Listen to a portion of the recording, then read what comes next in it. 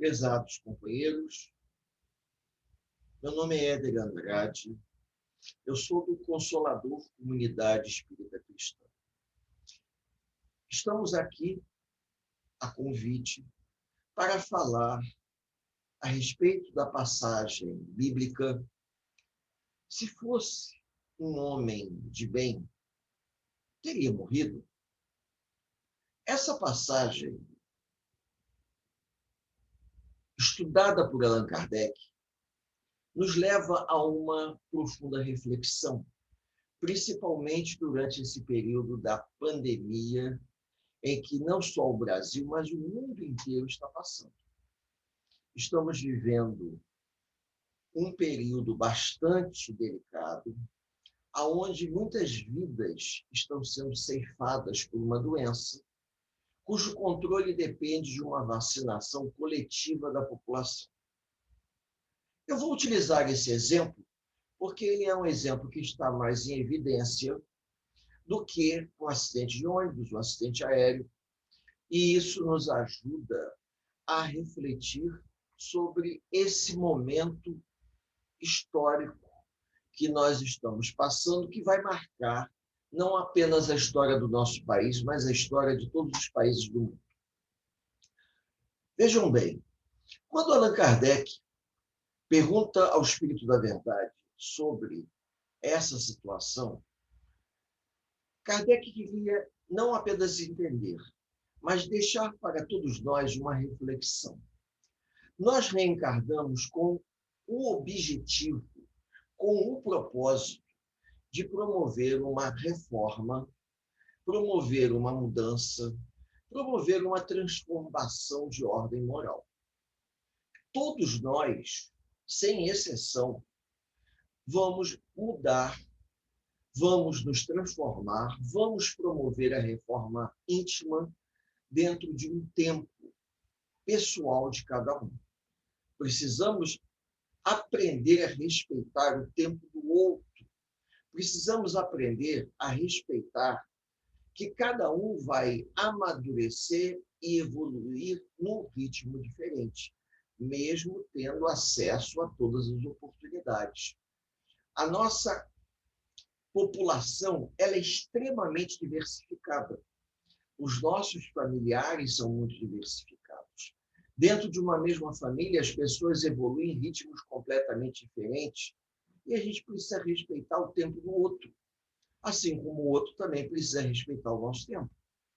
E com isso, a gente às vezes observa que dentro das leis que regem uma sociedade, a gente vê mães que enterram os filhos. Os filhos retornam à pátria espiritual primeiro que as mães, primeiro que os pais. E nós nos questionamos, mas por que isso acontece? Crianças desencarnam tão novas, sem ter vivido uma vida aqui no planeta Terra. Mas por quê?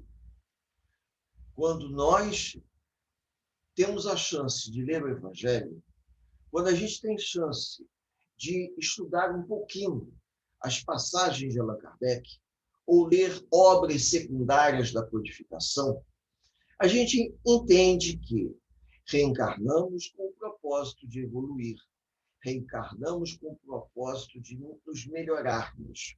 Porém, os espíritos não são iguais. Nós não estamos no mesmo nível evolutivo. Como nós não estamos no mesmo nível evolutivo, alguns companheiros reencarnam num nível evolutivo muito mais avançado do que outros. Outros, dentro da mesma família, reencarnam num nível evolutivo, digamos, diferente, para não usar a palavra primitivo. E por ser diferente, fica difícil avaliar, aquilatar, o quanto de aprendizagem uma pessoa precisa.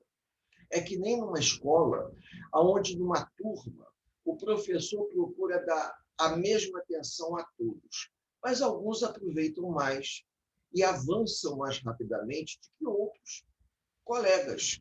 Então, nós somos mais ou menos assim. Avançamos, evoluímos em ritmos diferentes. E, com isso, o que acontece?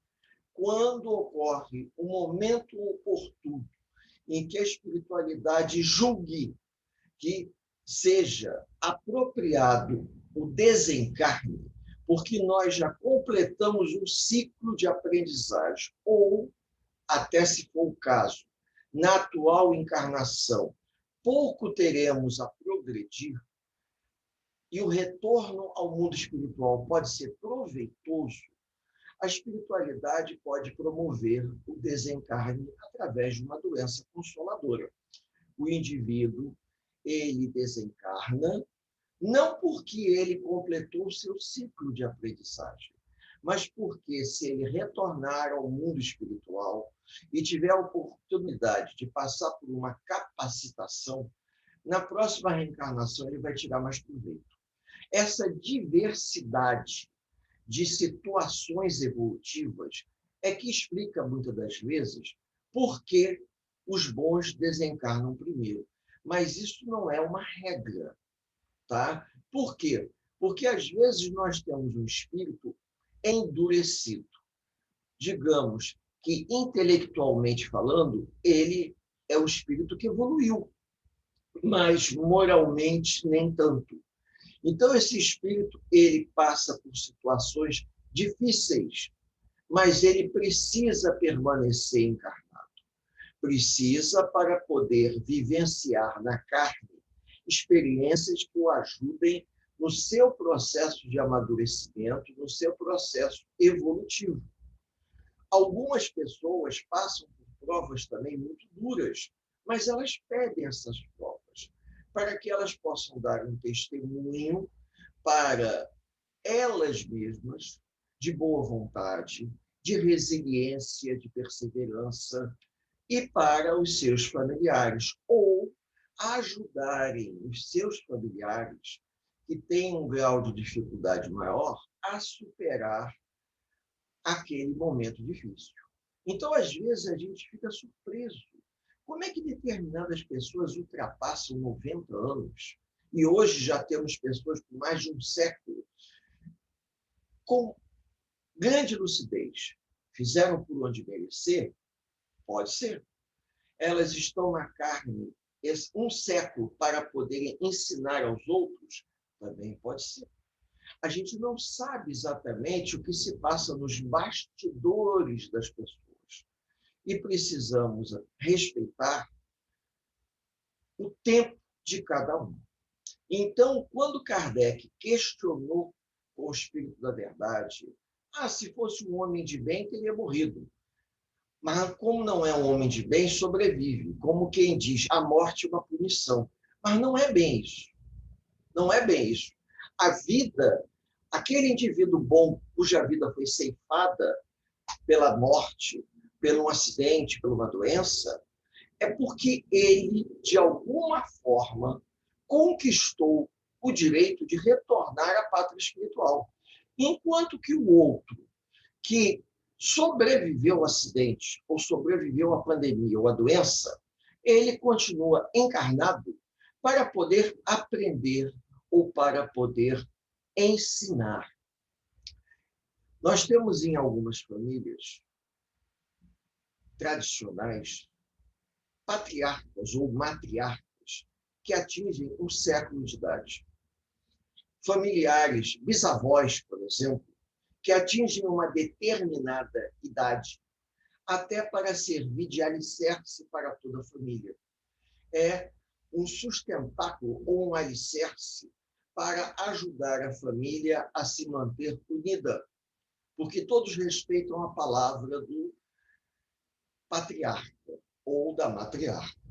E isso tudo está relacionado diretamente ao compromisso espiritual que aquele indivíduo assumiu com aquele grupo de espíritos que viria na frente para poder criar as condições favoráveis para poder auxiliar através de uma palavra, através da ascendência moral. Porque tem alguns companheiros que reencarnam e permanecem na carne mais de um século, porque ele tem uma ascendência moral em relação aos demais. E essa ascendência moral garante a união da família. garante a harmonização, a confraternização dos familiares. Então, esse indivíduo vive tanto porque ele pediu. Ele é um completista, como nós costumamos dizer. Completista porque ele, além de completar a sua missão, ele está auxiliando a dos outros. Então, nesse caso, a gente não pode dizer que se essa pessoa ficou doente e sobreviveu à doença, por que ela sobreviveu porque é uma pessoa boa? Ela sobreviveu porque, além de ser uma pessoa boa, ela assumiu um compromisso. Ela tem uma missão. Agora, o outro indivíduo, que não é um indivíduo, digamos assim, moralmente com tão boas inclinações, ele sobreviveu porque ele precisa amadurecer, ele precisa promover sua reforma íntima. Todos nós reencarnamos com o objetivo de promovermos a nossa reforma íntima. Então, vejam bem, se nós estamos aqui com o propósito de promovermos a nossa reforma de ordem moral, às vezes se faz necessário passar por determinadas provas, se faz necessário passar por determinadas experiências na carne. Só que nós não sabemos explicar a história de cada um. Muitos companheiros, vou citar exemplos práticos, companheiros que contraíram no momento a Covid, vão para o hospital, ficam 2, 3 dias, se recuperam e voltam para casa sem sequela nenhuma. Outras pessoas contraem a doença, vão para o hospital. Quando chegam no hospital, são surpreendidos porque eclode uma outra doença que não estava prevista.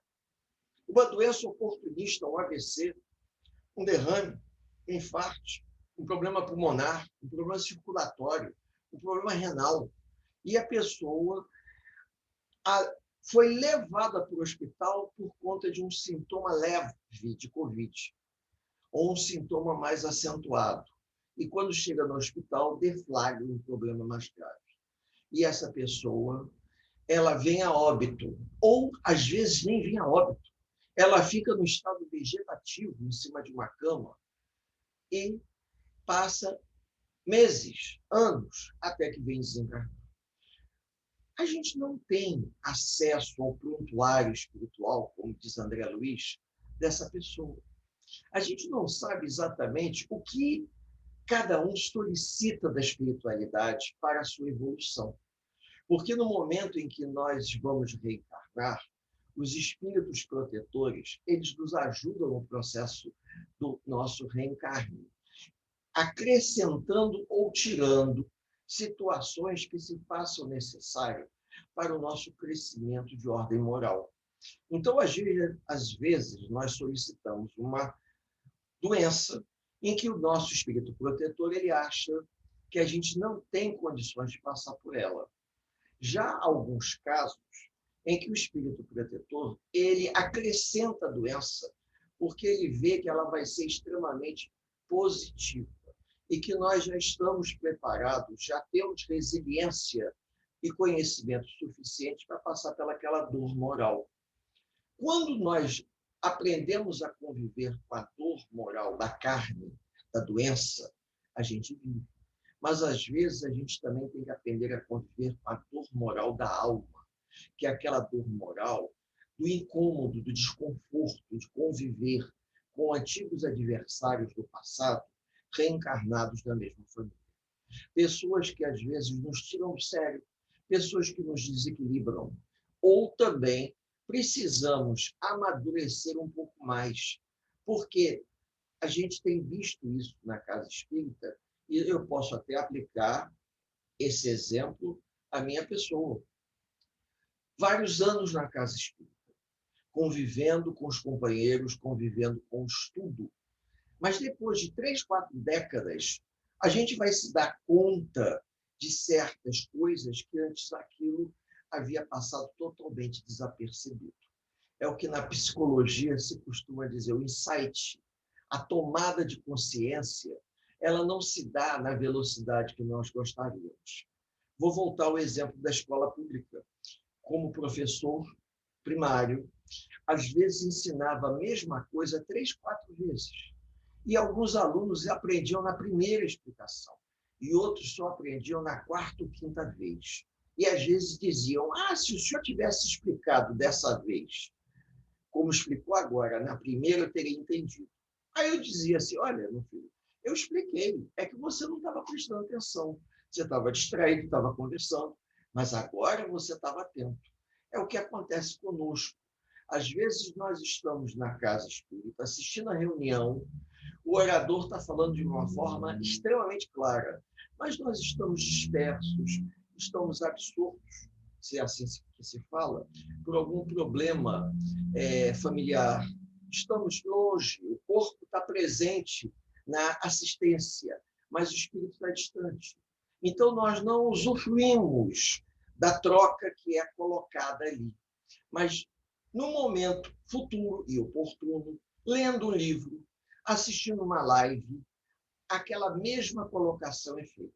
Só que nós estamos bem mais receptivos, e aí, por estarmos receptivos, nós vamos captar aquele pensamento e vamos assimilá-lo, entendendo ele.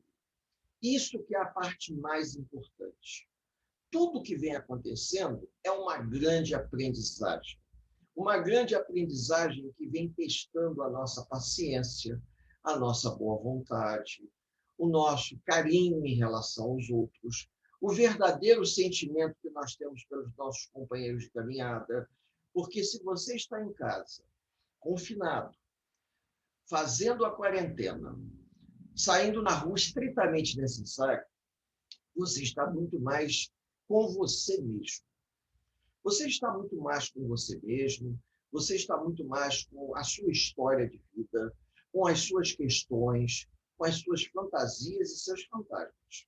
Então, há momentos que todo aquele lixo que nós varremos para debaixo do tapete, ele começa a sair. E a gente, por ter varrido, vai ter que dar um jeito nele, né? Já que a gente está convivendo diretamente com todas as mazelas da alma. A gente não vai se distrair andando na rua, vendo vitrine, passeando em shopping. E com isso, você vai fazer uma depuração muito mais assim, melhorada.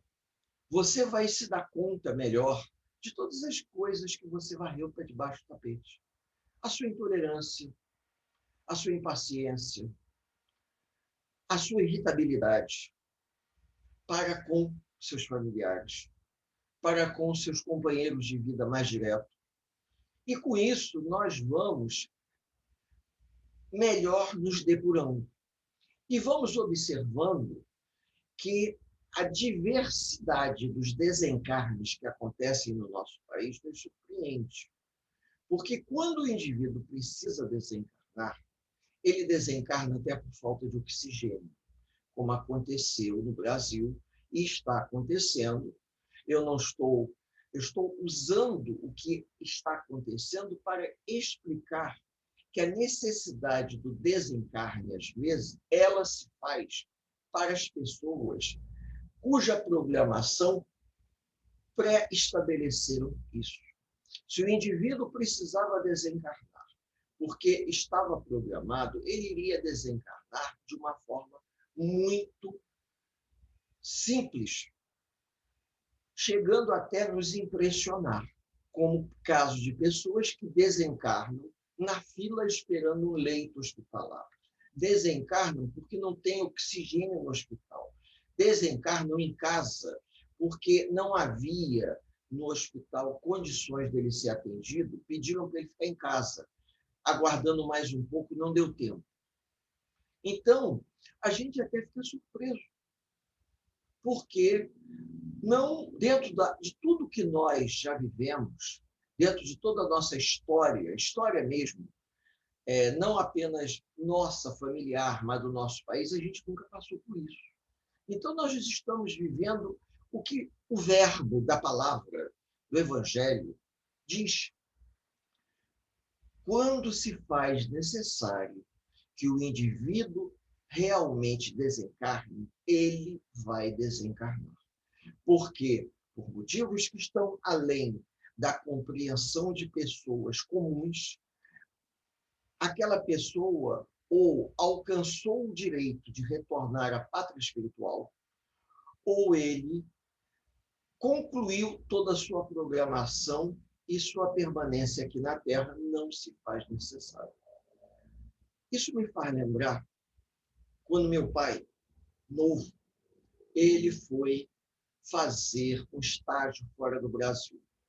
Ele foi fazer um estágio nos Estados Unidos e fez muitos amigos lá. Quando ele terminou o estágio, até convidaram ele para permanecer. Mas ele disse o seguinte: olha, eu não posso permanecer aqui, porque eu estou aqui fazendo esse estágio de especialização.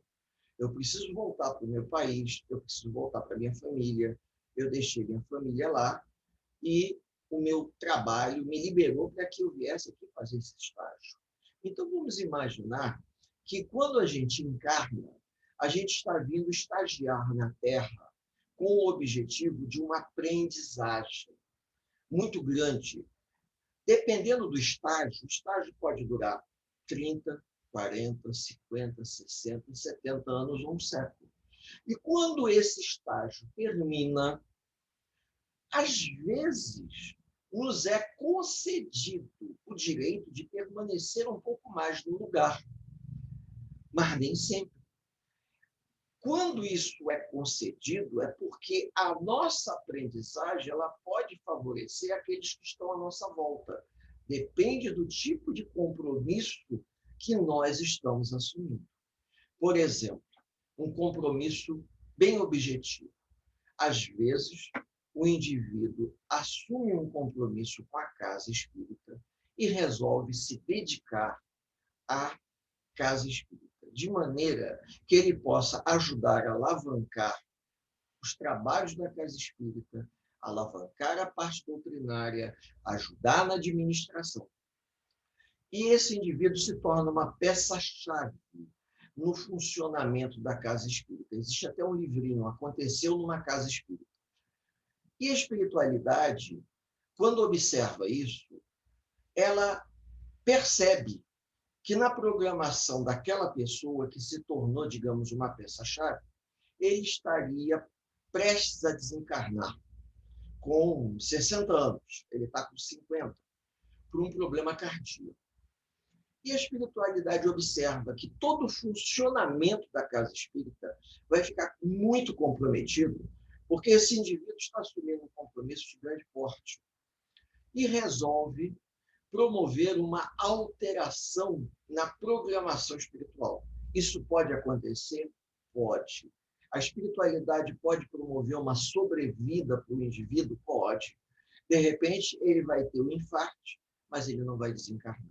Ou ele vai ter um entupimento das artérias e vai promover um cateterismo, daqueles cateterismos mais assim delicados, e depois ele volta com uma ponte de safena ou com cateterismo, coloca um stent no coração e tem a sobrevida necessária para cumprir a missão. Isso tudo vai depender de vários fatores. A verdadeira sinceridade do indivíduo no trabalho em que ele está se dedicando, em que ele está assumindo um compromisso de coração. Segundo, o quanto a sobrevida dele no plano espiritual vai ser importante não só para ele, como também para outras pessoas. Porque existem alguns casos que eu já ouvi e eu achei muito pitoresco. O indivíduo com muita saúde, ele, no final da existência física, como alguns oradores espíritas, eles tiveram a oportunidade de viver algum tipo de desconforto de saúde que talvez viesse a acontecer numa futura encarnação. Mas como ele foi uma pessoa que se dedicou tanto à doutrina espírita, ele conquistou o direito de uma doença que teria sido programada para a próxima encarnação, ele até vir a tê-la nessa. como uma conquista inalienável da alma. É uma teoria. Por quê? Porque assim, na próxima encarnação, ele teria uma vida mais saudável e ele poderia se dedicar mais às atividades produtivas que ele se programar. Por que nós estamos dizendo isso? Para tentar entender que nada acontece por acaso. Nada acontece por acaso.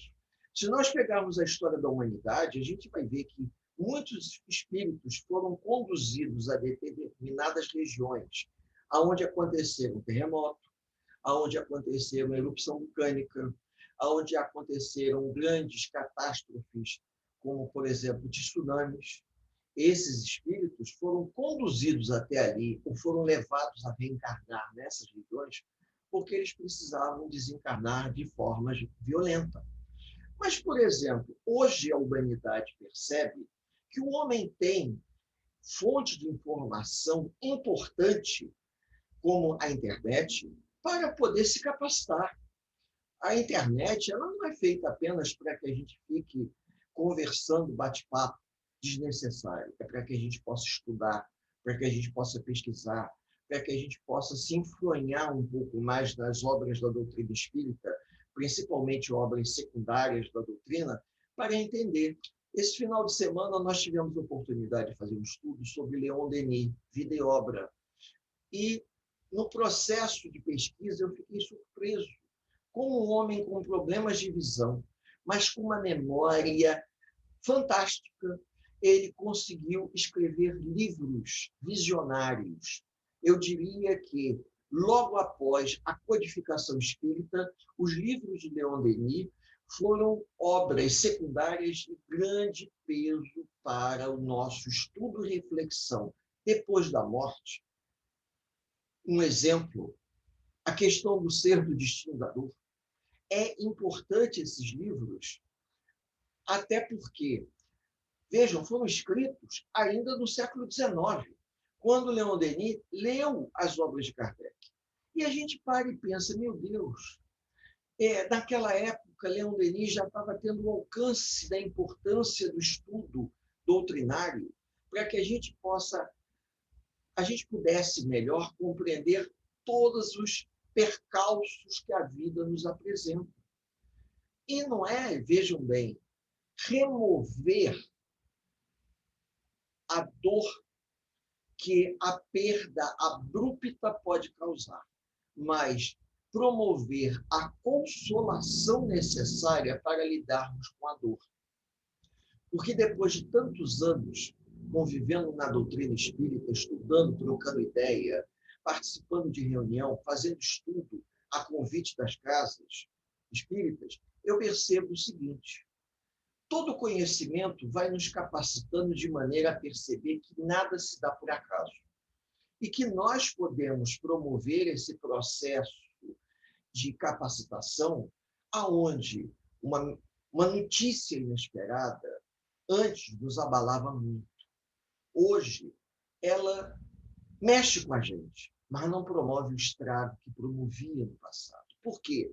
Porque nós estamos mais capacitados, a gente procura ser mais resiliente, procuramos entender que Deus está no controle de tudo que está acontecendo. Deus não permitiria que pessoas boas viessem desencarnar desnecessariamente. Pessoas amigas, pessoas a quem a gente quer bem. As pessoas estão, cada uma vivendo a sua programação, assim como nós estamos vivendo a nossa. Se eu precisarei passar, tá? Se eu tiver que passar por situações muito difíceis, eu vou ter que passar. E se eu estiver mais capacitado, eu vou entender que faz parte de uma programação. Eu vou entender que em algum momento do pretérito eu me comprometi e que hoje eu terei que passar por provas duras, principalmente ligada à questão material, à questão da saúde física, à perda de entes queridos. A dor, ela vai ser consolada pela doutrina espírita. Aí reside a caridade moral do trabalho doutrinário que realizamos. Porque nós convidamos as pessoas a um estudo, convidamos as pessoas a uma reflexão, convidamos as pessoas a pararem um pouquinho para pensar que, enquanto elas estão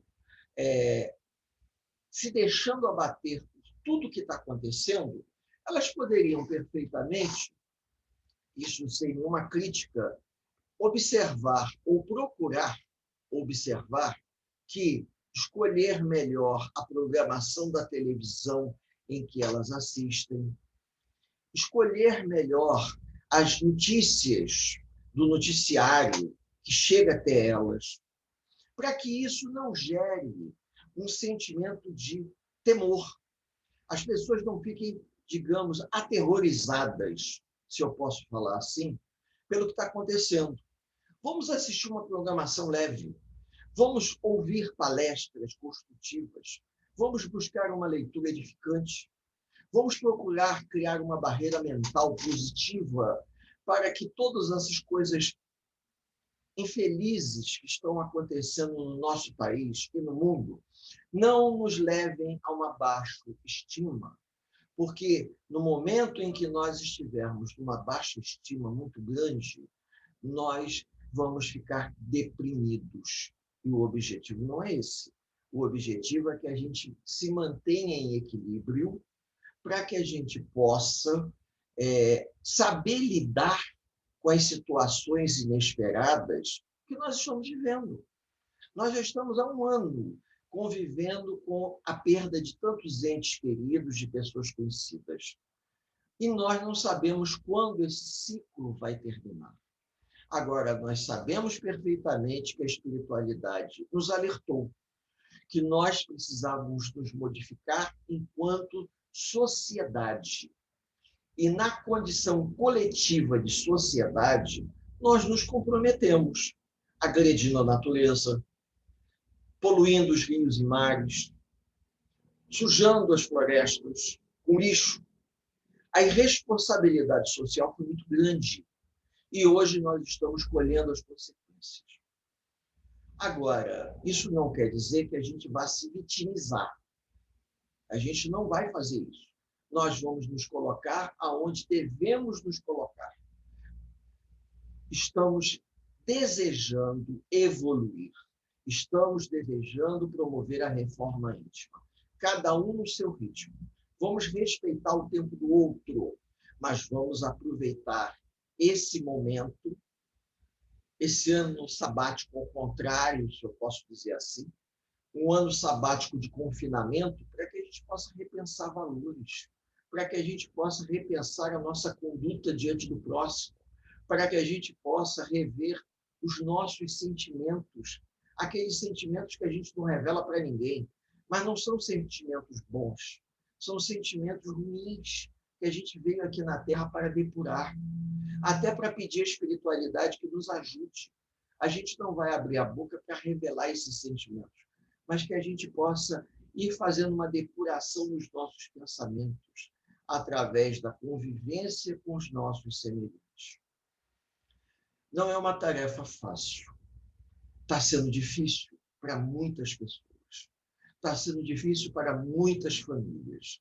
Mas se as pessoas procurassem ler um pouquinho mais, se capacitar um pouquinho mais, através do estudo do Evangelho, através do Livro dos Espíritos, Evangelho e Livro dos Espíritos, e algumas obras secundárias, como, por exemplo, Richard Simonetti, Quem tem medo da morte, ou o livro do Luiz Sérgio, Na Hora do Adeus, a gente entenderia muito mais coisas do que nós normalmente sabemos. Estamos vivendo um momento, para que a gente possa ir finalizando esse nosso singelo bate-papo, que a gente não pode esquecer aquilo que nós estudamos. Nós estamos vivendo um momento em que a gente precisa se lembrar das passagens que os amigos espirituais nos legaram por intermédio de Allan Kardec. Nós não podemos deixar as obras espíritas de lado. a gente precisa ouvir, entrar no YouTube, procurar estudos doutrinários que nos ajude a solidificar no nosso mundo mental, no nosso mundo interior, todo o conhecimento. Nós não somos melhores do que ninguém, pelo contrário, talvez sejamos espíritos muito comprometidos no pretérito e que vamos ter uma longevidade aqui na Terra, não por uma alimentação saudável ou por uma vida, digamos assim, saudável de curtir a natureza, não, mas pelo um comprometimento. Por isso, vamos viver muito para aprender. Aprender com o próprio sofrimento. Ensinar através de exemplos, trocando experiências. E, se Deus nos permitir, assumindo um compromisso junto à casa espírita, a qual estamos filiados há tanto tempo, podemos fazer um trabalho positivo para ajudar os outros e ajudar a nós mesmos, em primeiro lugar. Porque antes de ajudar os outros, eu tenho que me ajudar. Porque não adianta a gente chegar aqui, fazer o estudo e não aplicar isso na nossa vida. Porque, como diz Paulo de Tarso, existe uma nuvem de testemunhas que nos acompanham. E essa nuvem de testemunhas, ela vai ver até que ponto nós vamos ser resilientes e até que ponto nós vamos dar um testemunho pessoal de gestos de boa vontade. Até que ponto nós estamos nos modificando.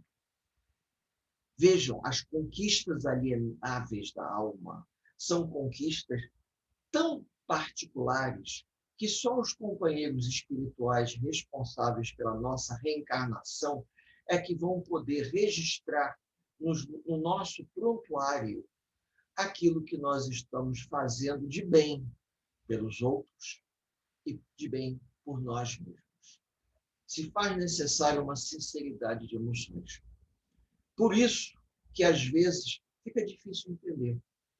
Se fosse um homem de bem, teria morrido? Depende.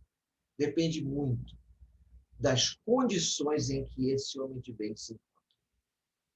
Eu desejo a todos os amigos que tiveram a oportunidade de ouvir nosso breve estudo um dia de paz, um dia de luz.